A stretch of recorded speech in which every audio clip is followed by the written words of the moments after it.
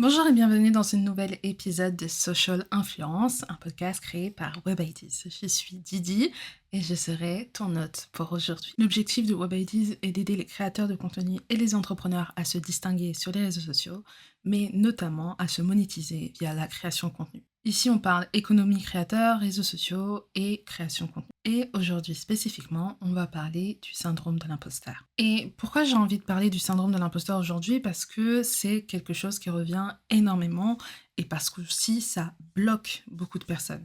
Il y a beaucoup de personnes aujourd'hui qui aimeraient se lancer sur les réseaux sociaux. Peut-être que ça fait 1 an, 2 ans, 3 mois, 6 mois, voire peut-être même pour certaines personnes, 10 ans qui souhaiteraient se lancer, qui aimeraient poster du contenu, des vidéos, être youtubeur, streamer, peu importe, et qu'ils n'osent pas parce qu'ils se sentent comme des imposteurs, parce qu'ils ont l'impression qu'ils ne sont pas légitimes, et ça, peu importe les raisons.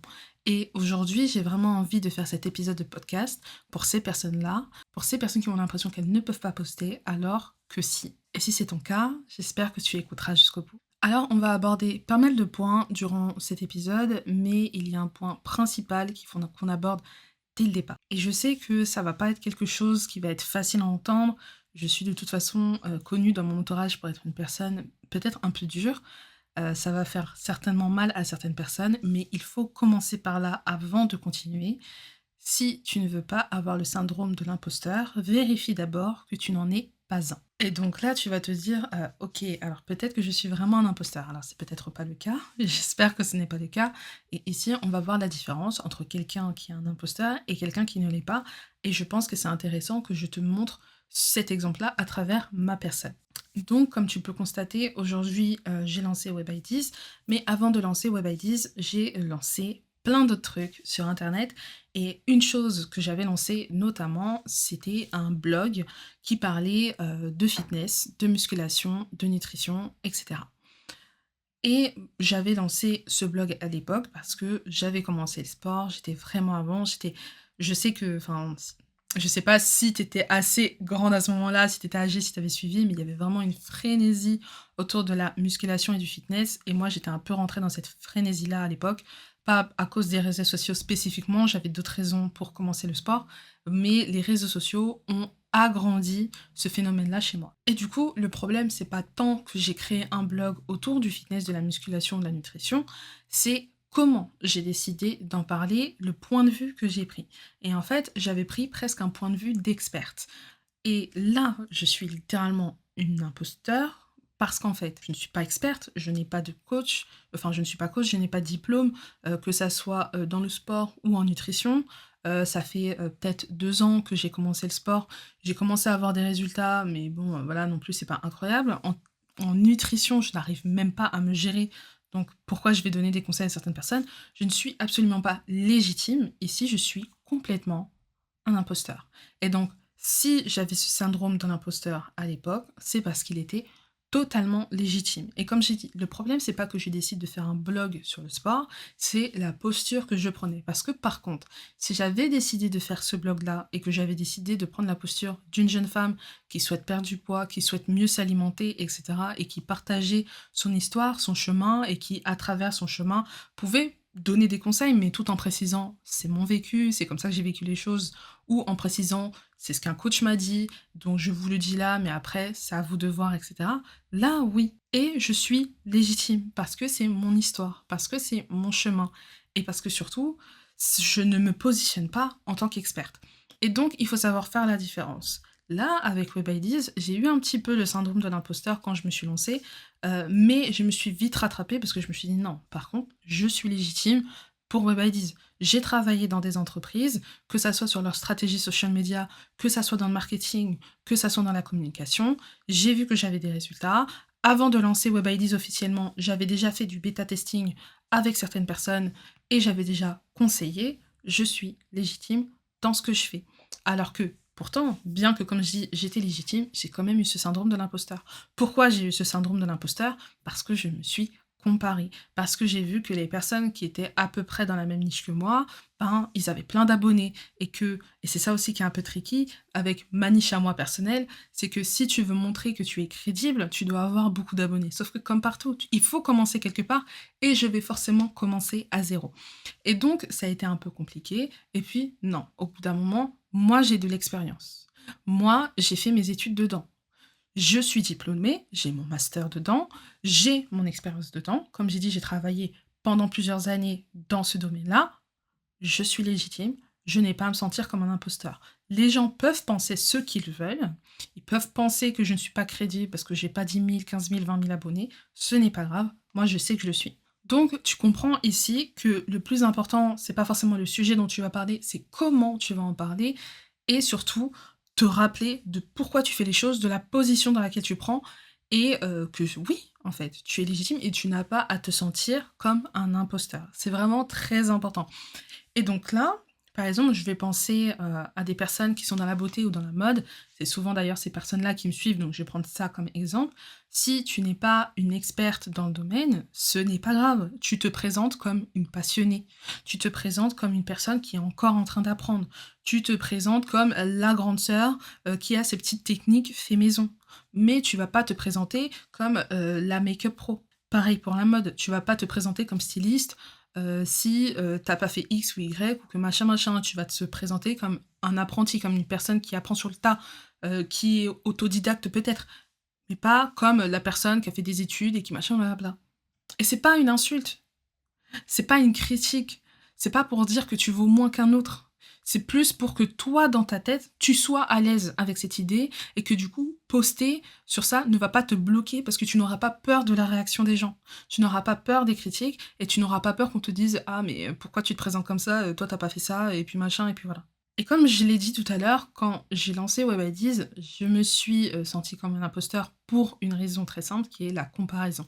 Et je pense que la comparaison, c'est l'un des premiers facteurs, je pense plutôt le deuxième vu que là, je parlais d'abord de «Est-ce que vous êtes un imposteur?» Donc le deuxième facteur qui fait qu'on ressent ce syndrome-là. Parce qu'on va voir des gens meilleurs que nous, on va voir des gens qui réussissent, on va se dire: «Mais attends, mais si eux c'est comme ça, mais moi, je peux pas faire ça». Je peux pas. Des gens qui vont faire, des vidéos, des contenus, photos, mais qui sont incroyables et nous on va se dire: «Mais attends, mais moi je peux pas arriver et poster mon truc dégueulasse. Les gens vont pas vouloir regarder, les gens ils vont pas vouloir m'écouter». Alors il faut reprendre certaines choses depuis le début. Comme j'ai dit, on commence tous quelque part, mais surtout, tu ne sais pas ce que vivent ces personnes-là, premièrement. J'avais vu le post Instagram d'une fille qui est à peu près dans ma niche, donc c'est une américaine. Elle a fait des millions de dollars, elle a des milliers, des centaines de milliers d'abonnés. Et elle avait fait un réel qui était très intéressant, où elle expliquait que justement tout le monde a cette impression qu'elle réussit, tout le monde a cette impression qu'elle a percé, c'est incroyable et oui, elle est reconnaissante de tout ce qu'elle a gagné, mais qu'en fait, derrière la caméra, ce n'est pas du tout rose, que son business n'avance plus, ce n'est même pas qu'il stagne, il recule, que son engagement, pareil, il recule, qu'elle n'a pas gagné, plus de 1000 abonnés, depuis un certain temps, donc en fait, que rien ne va. Et pourtant, si moi, en tant que débutante, aujourd'hui j'arrive et que je vois son compte, je vais me comparer à elle et je vais me sentir mal. Sauf que même elle, au final, elle galère. Et puis surtout, on se compare à des, personnes qui sont pas à notre niveau et ça aussi, il faut en être conscient. C'est-à-dire que moi, typiquement, cette personne, si on reprend cet exemple-là, bon déjà, elle est aux États-Unis, donc ça serait stupide pour moi de me comparer à cette personne parce qu'on n'évolue pas du tout sur le même marché.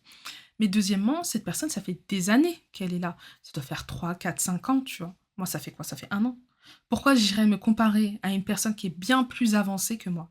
Pourquoi j'irais me comparer à une personne qui a tout simplement pas mon niveau?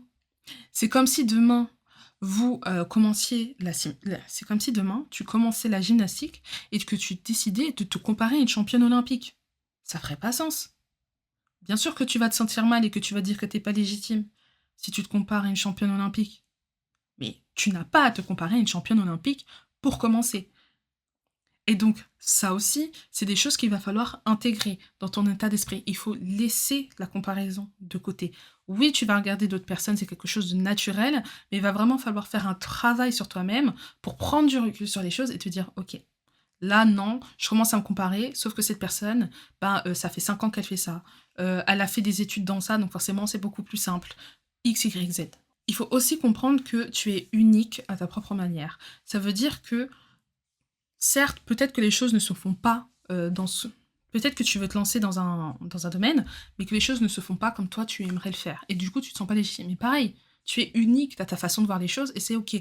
Moi, par exemple, la manière dont je parle des réseaux sociaux, d'économie de créateurs sur les réseaux, c'est pas tous les créateurs qui en parlent comme ça. Les créateurs de contenu, souvent, que vous allez suivre, sont des personnes qui vont en parler de manière beaucoup plus directe, beaucoup plus crue, qui vont être comment gagner 10 000 abonnés en 30 jours, comment faire autant d'argent sur TikTok en tant de jours, comment faire ci, comment faire ça. Vous avez bien vu que moi, j'ai un point de vue différent, une vision différente. Et c'est ok, il en faut pour tout le monde et il n'y a pas de souci. Et parce qu'au tout début, j'ai décidé de ne pas aller sur ce créneau-là, je ne me sentais pas légitime. Avant de me dire, mais en fait, non. En fait, non. Et c'est pareil pour vous. Tu es unique de ta propre manière et c'est ok. Tu es quand même légitime d'exister de ta façon. Ok? Et surtout, pourquoi les autres y mériteraient et pas toi? Pourquoi les autres y seraient légitimes et pas toi? Il n'y a aucune raison qui fait que quelqu'un sera plus légitime que toi. Aucune. À la fin de la journée, on est tous humains. À la fin de la journée, on est tous égaux. Si lui, il peut le faire, toi aussi, tu peux le faire. Si moi, je peux le faire, toi aussi, tu peux le faire. Il n'y a aucune raison qui fait que tu serais moins légitime qu'une autre personne. Et surtout, la troisième chose sur pourquoi tu as le syndrome de l'imposteur, c'est parce que tu manques de confiance en toi.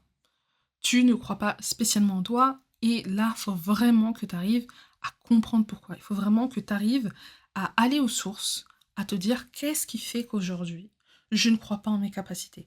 Qu'est-ce qui fait qu'aujourd'hui, il y a des choses qui me bloquent pour poster sur les réseaux sociaux? Est-ce que j'ai peur qu'on me critique? Est-ce que j'ai peur qu'on remette ma légitimité en doute, ma crédibilité en doute? Que si je décide de poster des vidéos sur le mock-up, qu'on se moque de moi, qu'on me dise ah mais regarde comment elle fait son rouge à lèvres, son blush, c'est pas comme ça qu'on fait. Qu'est-ce qui te bloque? Est-ce que c'est le regard des gens? Est-ce que tu as peur que les gens que tu connaisses te regardent et te disent mais à quoi elle joue? Elle fait pas du tout ça elle. Qu'est-ce qui te fait peur? Qu'est-ce qui te bloque? Qu'est-ce qui fait que tu te sens comme un imposteur? Il faut vraiment se poser ces questions-là, c'est important pour en fait démystifier tous les mythes qu'on a par rapport à notre propre personne. Qu'on arrive à dégager tout ça, parce que c'est important. Et aussi, il faut que tu comprennes qu'on démarre tous de zéro, parce qu'il y a aussi beaucoup de personnes qui ont le syndrome de l'imposteur, parce qu'en fait, ils se disent, je démarre, j'ai 0 abonné, euh, les gens ils vont me voir, ils vont me dire, oh la honte et tout. On démarre tous de zéro. Tous les créateurs que tu suis ont démarré de zéro. Tous. Moi, avec mes réseaux, j'ai démarré de zéro. Complètement. Zéro personne. Et c'est ok. Tu n'as pas à avoir peur, tu n'as pas à avoir honte. Et surtout, je pense qu'un facteur dont on ne parle pas assez dans le syndrome de l'imposteur, c'est que tu attribues tes réussites à des facteurs extérieurs, mais tu attribues tes échecs à ta propre personne. Et ça, va falloir s'éloigner de ce mindset. Va falloir s'éloigner de cet état d'esprit. Et souvent, l'exemple que je prends, c'est l'exemple de l'algorithme. C'est-à-dire que si tu réussis sur les réseaux, tu vas dire, voilà, bah, c'est parce que j'ai utilisé une musique tendance. Si... Ah non, pardon. L'exemple que je prends souvent, c'est l'exemple de l'algorithme. C'est-à-dire que si ton réel ou ton TikTok réussit, tu vas dire, ah, c'est grâce à moi, j'ai trouvé une bonne idée et tout machin. À l'inverse, si ton réel ou ta vidéo TikTok ne fonctionne pas, tu vas te dire c'est à cause de l'algorithme. Là, c'est à l'inverse, mais ça marche aussi du coup de l'autre côté. Donc, si ça réussit, tu te dis ah c'est parce que j'ai utilisé une musique tendance, c'est parce que j'ai mis tel hashtag, alors que non. Alors qu'à l'inverse, si ça marche pas, tu vas te dire ah c'est de ma faute, la vidéo que j'ai faite elle est nulle, les gens ils ont pas aimé, etc. Il faut être en accord avec toi-même. Si tu réussis, c'est grâce à toi. Si tu échoues, c'est à cause de toi. Mais dans les deux cas, ça vient de toi. Il ne faut pas que tu cherches des éléments extérieurs. Il faut accepter aussi que tu vas échouer, parce que ça aussi, ça contribue. euh, Parce que ça aussi, ça contribue au syndrome de l'imposteur. Tu vas échouer, et c'est ok, c'est normal, et je vais te dire, tu vas te rétamer. Moi, je me suis rétamée, encore, encore et encore. Et il n'y a pas de souci, et c'est ok. Et oui, mais tu vas te rétamer, mais tout ça, c'est pour mieux te relever derrière. C'est pour mieux fonctionner ensuite. Alors, je te dis pas, peut-être que le fait que tu sois te casser la gueule, ça va durer 1 jour, 2 jours, 3 mois, 6 mois, 1 an, 2 ans même peut-être. Peut-être que ça va durer longtemps. Mais à la fin de la journée, c'est parce que tu auras aussi à prendre du recul sur toi, à te poser des bonnes questions, que tu arriveras à passer au stade d'au-dessus. Mais il ne faut pas que tu commences à douter de ta personne, peut-être douter de tes stratégies, douter de ce que tu fais de bien ou pas, mais pas de ta personne. Est-ce que tu comprends ce que je veux dire, la différence? Ok. Donc, là, on a fait tout un épisode sur le syndrome de l'imposteur et je pense qu'en vrai, il y a beaucoup de choses à dire, mais j'ai pas non plus envie de faire un épisode super long parce que j'ai pas envie de t'ennuyer. Mais à la fin de la journée, le plus important, c'est de comprendre que tu n'es pas un imposteur. Tu n'en es pas un, tu n'en es pas une. Tu es tout autant légitime que les autres personnes pour poster sur les réseaux sociaux, pour poster sur YouTube, pour poster sur Instagram, pour poster sur TikTok, pour commencer à streamer sur Twitch, pour lancer ton podcast. Si les autres ont réussi à le faire, si des personnes plus stupides que toi ont réussi à le faire, des personnes qui ont moins de connaissances que toi ont réussi à le faire, il n'y a aucune raison que tu ne puisses pas le faire. Et je sais que c'est un discours qui peut énerver certaines personnes de se dire si moi j'ai réussi à le faire, toi aussi tu peux le faire. Je comprends, mais c'est réel. C'est littéralement vrai. Donc j'espère que cet épisode t'aura aidé. Surtout, n'hésite pas à t'abonner à mon compte Instagram WebIdeas, à aller sur mon TikTok WebIdeas aussi. De toute façon, mon nom, c'est WebIdeas partout. Et on se retrouve bientôt pour un nouvel épisode de podcast.